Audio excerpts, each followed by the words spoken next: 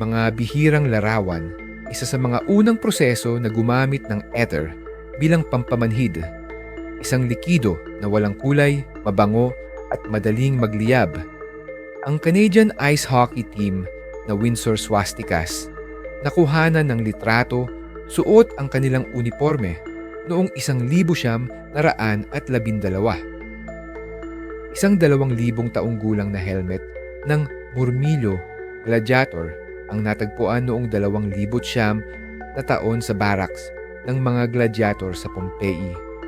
Ang karatulang ito sa isang field hospital sa Papua New Guinea ay nagbibigay diin sa matinding resulta ng hindi pag-inom ng gamot laban sa malaria.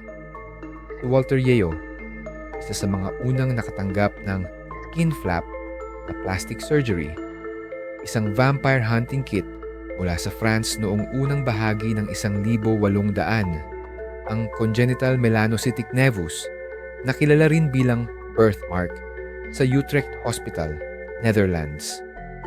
Alin sa mga ito ang nagustuhan mo? I-comment sa ibaba.